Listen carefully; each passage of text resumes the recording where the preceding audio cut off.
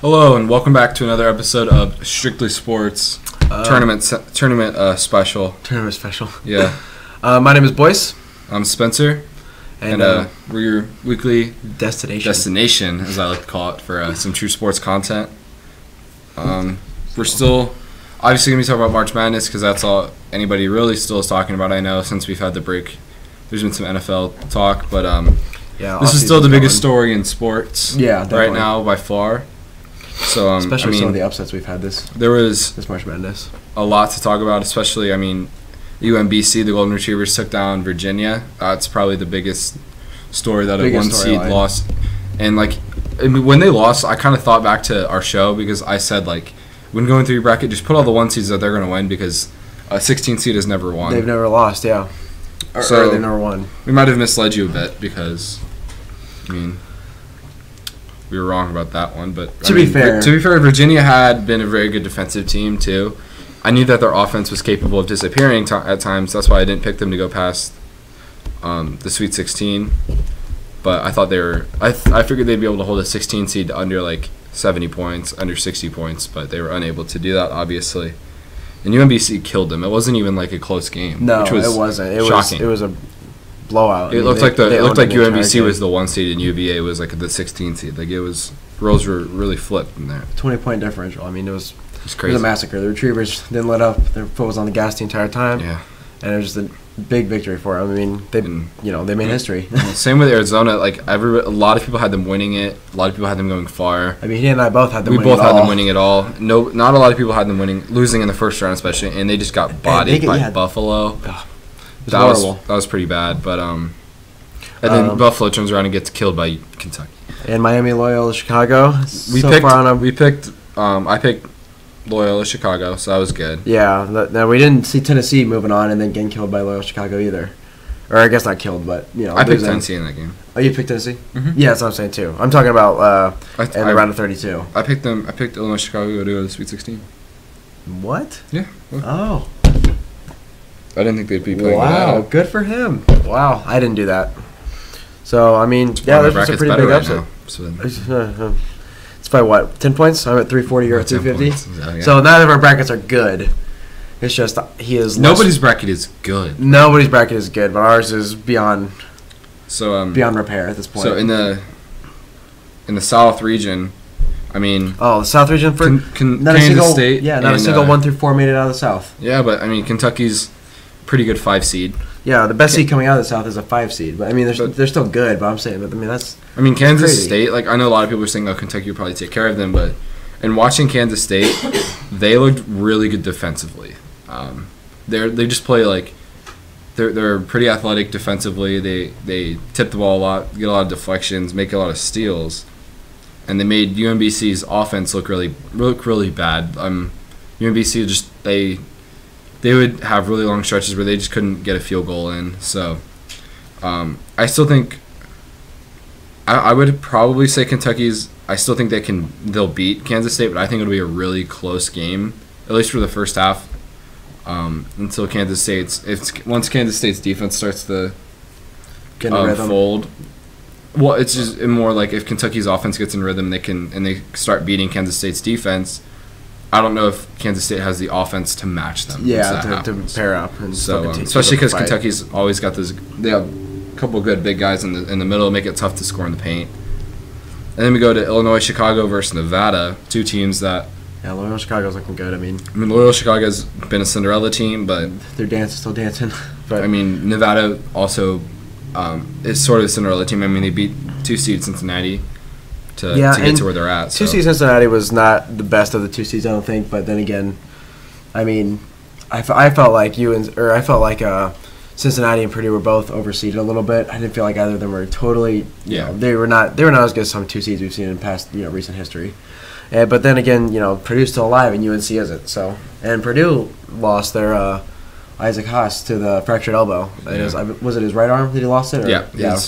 His right arm. Yeah, his fractured arm. So, there was talks immediately oh yeah, he's done for the rest of the tournament. That's the end of his Purdue. They're trying to get him a brace that he needs, basically a small cast. Yeah. That he can play in. Essentially. And you can't play. I think if you have the plaster, you can't use it because And if you've ever been hit with somebody that's wearing a cast, you would understand like those things are hard. Yeah, they're rocks. It's like if he hits. I mean, I understand like people were like giving the NCAA crap for saying, oh, he can't play in the brace, but like if it was obviously probably too hard. Elbows swing out a lot in basketball anyway. So if you hit somebody with your elbow and that thing on, you might knock somebody out. Like it's definitely like a bigger player. Safety concern. Obviously a player safety concern. Yeah, I mean, if it wasn't his safety, it was everybody else. The other 9 players that are going to be on the court. Yeah, and so they but yeah, after he took the elbow, I mean, everybody was like, he's done. You know, it's been a good run or whatever for Purdue, but. Right after, not too long after that, they were saying like, oh, like they're gonna try and get him to play. Like, there's a. I mean, he played through it when he initially broke it, so it can't be that bad. Yeah, and they had him warming up. I saw a video of him trying to warm up, and it was all just lefty. I mean, he was not. I mean, he had this big like kind of just like frozen right arm with a big black sleeve on it, and they had him shooting this like he was just practicing with like his left shot and his left rebound. But I mean, he doesn't rebound anyways. Yeah, so. Yeah, but he I mean. They still gave it a no-go. And in the video, he looked I think Purdue's offense without Haas is a lot more fluid. I think they're actually a more balanced team without him because Harms is actually a good defensive player and a decent rebounder. So he's two things that Haas is pretty much useless at. Like Isaac Haas, I've said this before and I will keep saying it, that he's useless unless he has the ball back to the basket and he's in position to either do a hook shot or a drop step. Unless he's doing those two things, like you basically... He's not doing anything because he's not a good rebounder. We saw that against Ohio State. Like they showed like Jayshawn Tate, Caleb Wesson, and Bates Diop just rebounded all over him. And even though he's 7'2", and I mean he gets decent position on defense where he's not going to be a shot blocker, but he'll go straight up and he'll try not to get fouls called on him, but he'll like try to get in good position. But still, I mean he's not doing anything spectacular on the defensive end. But the only times where like I thought against Butler where they really, really needed him was in the last like 5 minutes of the game. The game was close and they said we just got to get points right now, and they were iffy on who to go to because that team is inconsistent and he is the most consistent guy on there. So certainly, yeah, he's honestly he's probably the best go-to scorer in the country as far as like if you get him the ball in the post, he has like over a 50% chance that he's gonna put 2 points on the board or get fouled for you. So in that regard, they definitely miss him. But I think their offense is actually kind of harder to stop because you don't know where the ball's gonna go every time they bring it down the court. And Harms gives them more flexibility, like on defense. He's a better rebounder. So, but do I see them? Do you see them beating Villanova or Texas Tech eventually? I don't know. Texas Tech. They've looked kind of good. They haven't been blowing out any teams. So, they had a pretty easy round 1 matchup because they're a 3 seed against SF Austin. That game was close. SF Austin. I picked SF Austin to win that game. Oh, you did? And they led for the majority of that game. That's what I mean. Like they've won their. They've obviously found a way to win games these last. Both of them been close. That Florida game was really close. I remember watching that one, and it was it was back and forth, and then it came down to the final seconds, and they ended up walking away with a 3-point W over Florida, which I had Florida winning over them there, but. Texas Tech, they've been finding ways to win, and Purdue, like you said, has been a little consistent. Obviously, they had an easy first-round matchup, so they killed. Yeah. But then they played Butler, and they're missing Isaac Haas still, and as of right now, they're still going to miss Haas, right? Yeah. There's no reports otherwise, so they only won by 3 points there against Butler. And Butler's a tournament team, though. Butler is a tournament team. Butler's the kind of team that like they're not going to go. They don't go out easily. No, especially definitely in the not. tournament. They're going to every game's pretty close with them, but. If Purdue's going to win that game, they need somebody to step up and be the guy because they haven't. Like Haas has been the guy all season. I know everybody says, we go to school, a lot of Purdue fans obviously, and everybody says, certainly. "Oh, Vincent Edwards is so good, dude. Vincent is so like the best player, but he's not consistent. Like he could have one really good game where you're like, yeah, I believe you. He is probably the best player on that team, but he doesn't show it every night. He did make a pretty good defensive play against Butler that helped them get that win with the chase down block he had. But it's going to take plays like that and guys stepping up for them to take down Texas Tech. And I think if they do get to play Villanova, which would be in 2 days later, I still don't know if he doesn't play by now. Maybe they could get back for the Final Four if they make it. Maybe. But I think if they go into this weekend without having him, then they're not going to have him. Okay, so Texas Tech, are you kind of saying? I'm saying that's like a 50-50 chance. 50-50 if chance. Vincent Edwards, Carson Edwards, Matthias show up, yeah. then they can win. If they have a mediocre game that I think they're going to lose. So. Yeah, you know what? I'm going to say that's tough. Like, I think it's more than 50-50. It's kind of a toss-up. You just don't know how these, the players for Purdue, that it's just, are they going to show up or not? Because if they show up, then I think Purdue walks away with the win there, relatively easily. I think they have a lot of talent, and it's just not consistent talent. Yeah, exactly. I mean, their ceiling is pretty high, but ceiling's high. They just rarely. They don't always reach it. So yeah, they I'm going to say I think Purdue's going to move on from there. Texas Tech. Texas squeaked out, 2 close wins. Obviously one against SF Austin, and SF Austin was looking good and led most of that game, and Florida was looking good too. They were both just one basket games apart. I guess SF Austin's was not one basket exactly. But they won by 10, but it's because the free throws they were getting. Yeah, a lot of the free throws, and so I guess for me it's going to come down to, if, like you said, Purdue's inconsistent players, show up tonight. So I would say Purdue would take this away. I think they have a little bit of room to afford to be somewhat mediocre. So, but after that, I'd see Villanova moving on for West Virginia, and I don't see Purdue beating Villanova. I think West Virginia, people might not be giving them as much credit as they deserve. Oh, they're a tough defensive team. They force a lot of turnovers. They're definitely solid. And they do everything that you would want your team to do. If they're hitting their shots, they can be really good when their shooters are feeling it. When if they're just having a normal good game, but defensively, I think they bother a lot of teams. Villanova, we're going to see how they react to a really good defensive team, because West Virginia, they're going to force turnovers, they're going to rebound well, get the ball inside, and if they force a turnover, they run, they get points off of those. So I think that game could actually be pretty close. We'll basically see if Villanova's able to break a press relatively easily, they could win pretty handily. But if they have trouble with that press, it's gonna bother them throughout the game. The whole game will be pressing. It gets you out of it gets teams out of their rhythm offensively. 100%. When they're just not used to being bothered the whole way up the court. You can't run your offense. It's like a whole different feel for. Oh, my apologies. And if you turn over the ball in the backcourt, that's pretty much 2 points for the other team. So you can't have many of those.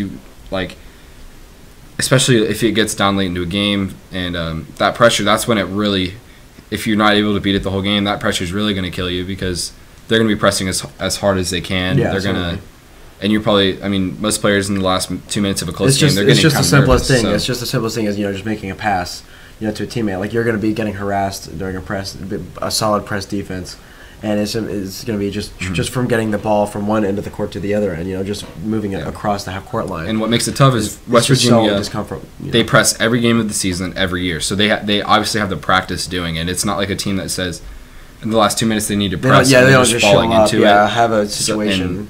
West Virginia presses every single game. This is their defense. It's like their base defense. So it's less likely that they're going to make a mistake and leave some guy open. They're a good pressing team. They press all the time. So. I think it's close. I think Villanova will pull it out, but if they have trouble breaking that press, then I think West Virginia could win that game. I think West Virginia could win that game regardless, just because they're such a good defensive team. Yeah. But if Villanova, I think if either West Virginia, I don't think Purdue. I think Purdue would lose to either Villanova or West Virginia, because while Purdue might have good guards, I don't see them their guards. You're gonna have to. The press would take. I don't know. Purdue just hasn't played against a press like that. I think it would take them out of their element. I just don't see them winning against either of those teams. Especially because even if they have Haas or Harms, they're gonna have to rebound well. And those teams already do rebound well. So and I think Villanova just has more talent than Purdue. Villanova's just a good team. Yeah. Purdue's solid. They've looked very good this year. Obviously, they're missing, They've won 17 games in a row, so they obviously have the talent. But and we've seen them lose to teams like Michigan State, Ohio State, but so they're not, they're not perfect, but they are definitely a good team. And they, so far, it looks like they're deserving a 2 seed to just lose their best player and then continue to win games in the tournament. So it's tough to say, but I still think I'll take Villanova. I think it'll be a very close game. I think West Virginia will probably take the lead in the half. That's my thought. I think West Virginia is going to throw this press on them. I think that they already know. They already know West Virginia's going to be coming out with this. Yeah, they're practicing against it. Yeah, they're preparing for it right now. It's different practicing against players your own players. Because it's starters going up against the bench players in practice, and the bench players are going to press them. I'm sure they're probably doing a drill where they put 7 guys, defensive guys, on the court to try and stop the Villanova offense, but it's just different in a game when you're playing against certainly the actual team that's been doing it all year. Yeah, so obviously they're preparing for it. They know it's going to hit them. I feel like once it finally does hit them in the game time, maybe with a little bit combination of like the nerves or whatever. I mean, it'll bother. I think it'll bother them at the beginning of the game. Yeah, exactly. That's what I'm thinking. I think West Virginia may take the lead into halftime. Obviously, Villanova's offensive, proficiency, at least statistically or whatever, it won't be as good as we've seen it, and it probably won't be as good as the second half. I believe once they get the first half out of their bodies, their system, they've been through it. They know what to expect. Get some halftime adjustments. Yeah, they make some halftime adjustments. They know what to expect, and I think from there Villanova takes over. I think even if it's close, we'll see. All we need to basically, if we get 4 to 5 minutes in the second half and the press is still bothering Villanova, they're still not able to break it easily, and they're still turning the ball over, then I think West Virginia takes the game because there's only so many adjustments you can make in a timeout. I think that means, but if they come out of halftime and they're playing much better, then they could easily take the game. As long as it's obviously close at halftime, but so yeah, this is a big coaching game for Jay Wright. Yeah, we'll show how good a coach he is, and then so in the West Division? In Midwest, or we'll do Midwest and then West. Midwest, okay. Kansas versus Clemson. Clemson looked really, really good against Auburn. So I don't know if that was Auburn just really bad or Clemson's just really, really good. Oh probably a little bit of both. Spanks them. It wasn't even a game. I still think Kansas is going to take Clemson. Kansas has been showing that they win games. They know how to win games, and when it gets down late, that's when they play their best basketball. They win the edge. So I would take Kansas here too over Clemson. Yeah. And then Duke versus Syracuse. Syracuse has looked good. Nobody's been giving them respect. So they beat Michigan State, and man, they've been looking good. They've been looking really good. So, it's tough to take Duke because you think oh man, if Syracuse beat Michigan State, they could probably beat Duke too. But Duke's also had almost a week to look at what they did against those teams. Yeah, and game plan better for it. Yeah, Coach K is ready for them. Coach K's been here before many times, so yeah, this isn't. But his players, Grayson Allen has, but the rest of his players really haven't. So I would take Duke over Syracuse. I think Syracuse puts up a good fight, but I am taking Duke. All these games, the hard part about picking these games is that they all get so close, where 1 to 2 plays at the end of the game ends up what's making them. Yeah, which way the tournament goes. That's why it's you say it's really tough to pick a team because you're well, they would have won if they just didn't turn the ball over, make a stupid turnover in that situation. But they did make a stupid turnover. Exactly. That's why it's tough to pick. I'm gonna reluctantly go with Duke, even though I think it's gonna be close, and there's gonna be a few plays that really decide the outcome of the game. I think it'll be close. I think it'll definitely be closer than the Clemson and Kansas game. Mm-hmm. But Duke, I just don't see Coach K having all this time to prepare for 11 seed, even though they've been balling out. I really don't like Michigan State in the tournament. They always disappoint us. That's what I was gonna say. They always have a look really tendency and good. a history of looking really good. They show up and they lose way earlier than they should. Mm-hmm. So. We saw them lose as the 2 seed. That year, I picked them to win the championship just from watching them play. I was like, dang, they are the best team in the country, right? Looking at them, I was like, there's no way they don't win this. And then they go ahead and choke. When they had in the round of 64. So that's why I'm taking Duke. I just don't see Coach K, and his expertise and just genius. And now he's the winningest, coach of all time at the college basketball men's level. Yeah, so I think Coach K just prepares. It's a close game for a little while, and then probably the final 5 minutes. I think we'll see them pull away. I think the final 2 minutes. I think Syracuse is kind of in a bad position. They start, obviously fouling Duke a lot. Mm-hmm. They start making their free throws, and there's just too big of a gap to cover, and Duke walks away. Let me see. And Kansas Clemson. I think Kansas Clemson also close, but Kansas is going to probably separate by over 10 points. That's my thought. And then in the West Division, we have SFU versus Gonzaga. FSU, a lot of these teams we wouldn't have thought would make it this far. I think this shows the seeding, not a problem with the seeding, but how evenly matched all the teams were this year, just from the amount of high seeds that we have. But that they've been playing really well. You look at them, and it's not the 1 seeds, unless Virginia choked, but Xavier didn't play a bad game. FSU literally just beat them. They just outplayed them. So FSU versus Gonzaga, it's tough to. It's always picking Gonzaga is always a bet, a tough bet, because they play against. They have a cakewalk to the tournament every year. They don't really play against anybody that's good. Yeah. So you never know. But I think against Ohio State they proved that even in resilience, they were killing Ohio State, and Ohio State came back and took the lead in the second half, and Gonzaga was still able to win that game. So I think that showed that they're a tough team. They can shoot the ball. So I'd probably take Gonzaga over FSU. I just think they're a better team. I would take Gonzaga over FSU. I would not be surprised though if FSU beats Gonzaga. You can't be surprised at this point because so you're many right. higher seeds After have been the 16 playing so seed, well. beating the one. Fun fact about the UVA and Retrievers game. So Trey Ringo tweeted out that going into the tournament, that UVA was ranked the #1 overall team in the bracket. So kind of in a way, the #1 lost to the number 64. That's true. In the bracket, which I thought that was pretty wild. Best overall team. The best overall team, best of the worst overall team in the bracket, and that's wow.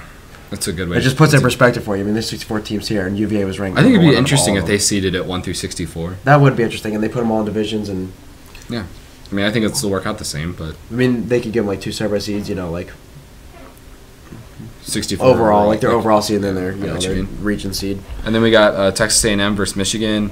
I had UNC playing Michigan here, and so did I. But I mean, Michigan also. In a couple of my brackets, I had picked Houston to beat Michigan in that game because I knew Houston was good. I think I might have picked Houston. If Houston hit a couple free throws, then they probably win that game.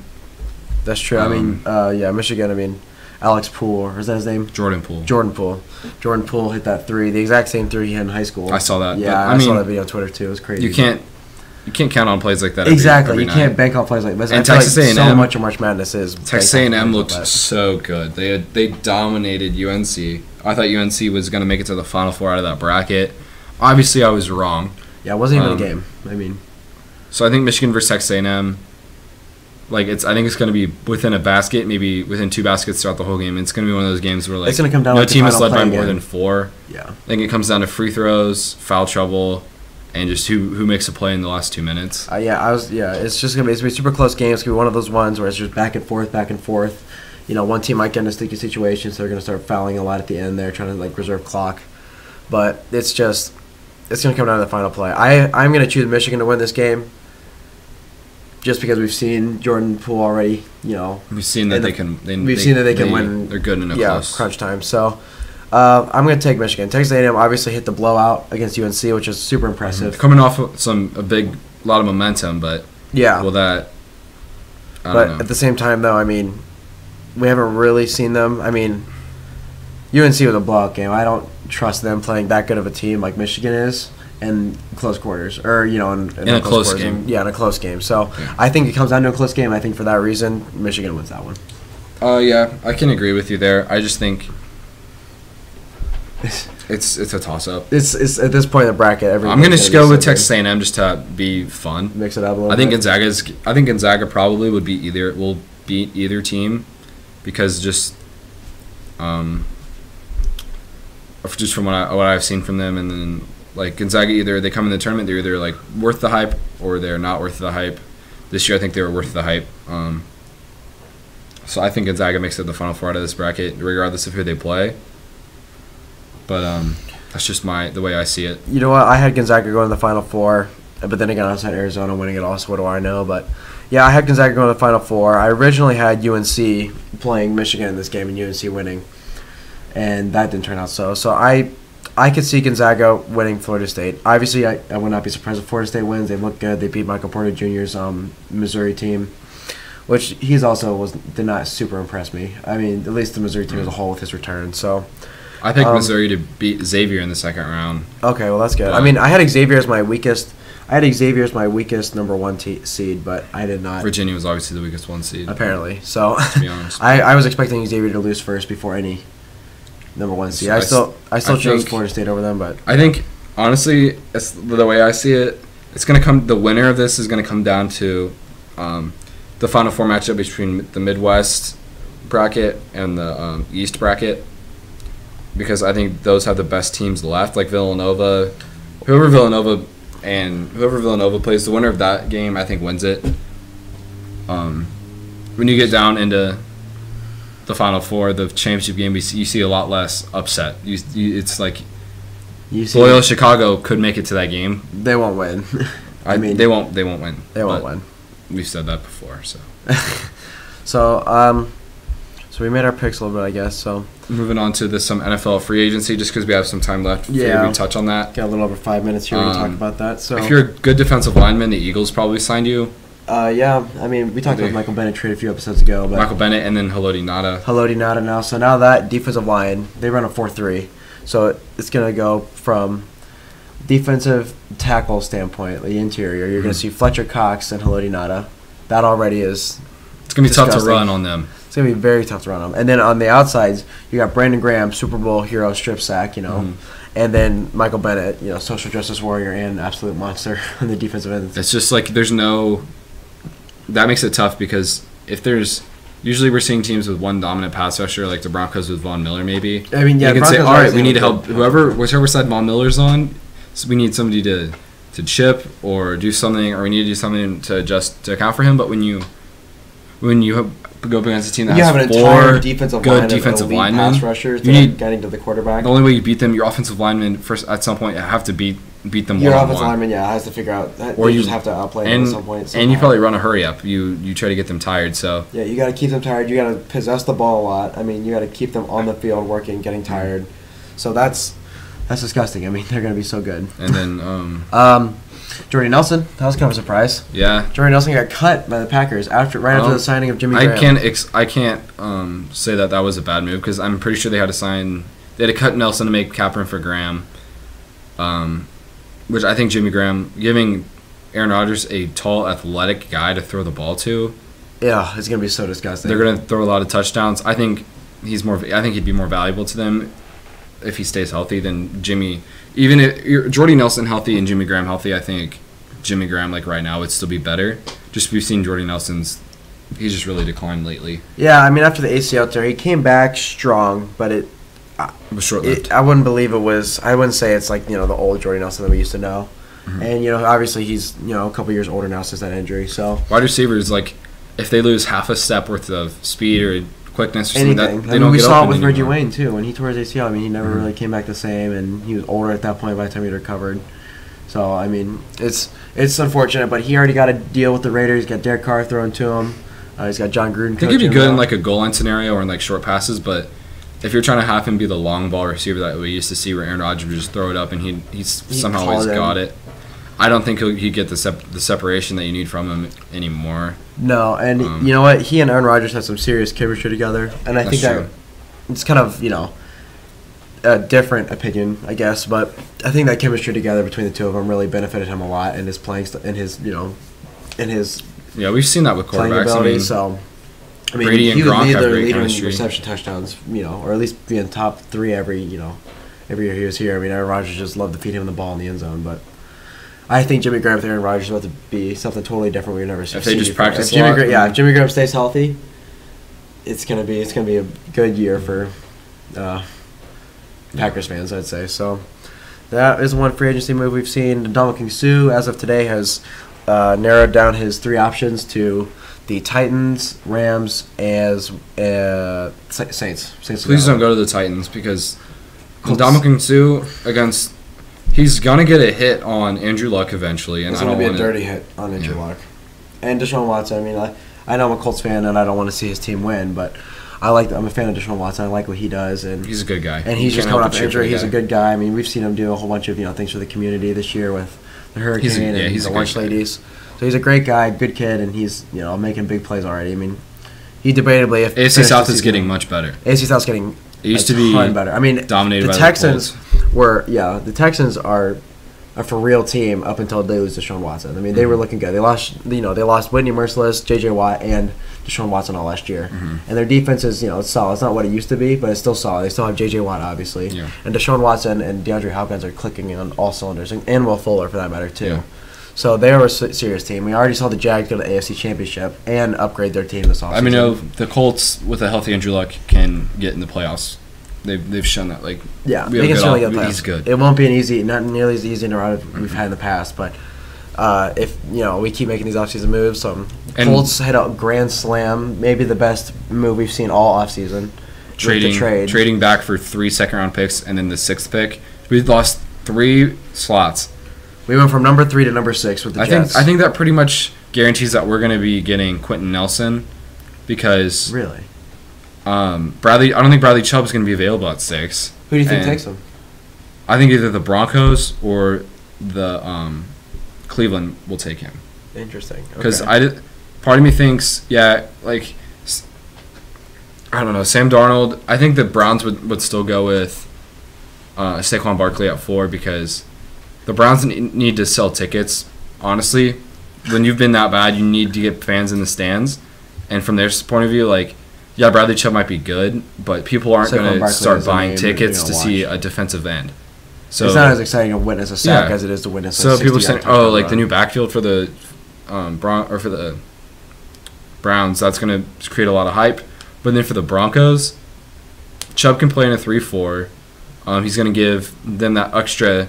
They've ever since DeMarcus Ware left and declined, they didn't have the other rusher to complement Von Miller. They had Shane Ray, but he wasn't as good as DeMarcus Ware was. So then if they have Chubb to complement Von Miller, that could be crazy coming off the edges. So I think unless Quentin Nelson's taken by the Buccaneers instead of like maybe Denzel Ward, I think if Denzel Ward is there and Quentin Nelson's not there, we might go with Ward. But if Nelson's on the board when we have him and Chubb isn't, then I will take Nelson or we'll take Quentin Nelson. You know, I could see the top 5 picks all being quarterbacks, not as of right now. But we know the Bills and Cardinals, you know, they need quarterbacks. If there's more trades, yeah. So I could totally see the Bills and Cardinals trading into 2 and 4, and Giants making a ton of cap off of that. Yeah. So I could see it going top 5 quarterbacks at this point, or I could see going crazy with lots of quarterbacks and players in between. The Colts still are in a great position nonetheless. So yeah, they're still going to get a good player. It's a deep draft. Yeah. So yeah, well, thanks for tuning in with us this week. We're waiting until the end of the tournament to see who has the best bracket, and the person with the worst bracket gets pied. Right now, I'm down 10 points. Probably gonna be Boyce. I don't know. It's tough to come back when all your it is tough all to the people come that you picked are out. So how much possible points do you have remaining? I'll look later. Okay. Yeah. Well, thanks for tuning in, and we'll see you guys. Next week. Well, actually, we won't be here next week. I won't be here, so we'll see you the week after next week. So we'll see you the week after next week. Yeah, we'll have lots to talk about. So thanks for tuning in, and follow us on Twitter. We still only have 11 followers. Just went away, but thanks for tuning in. See you 2 weeks from now. Bye.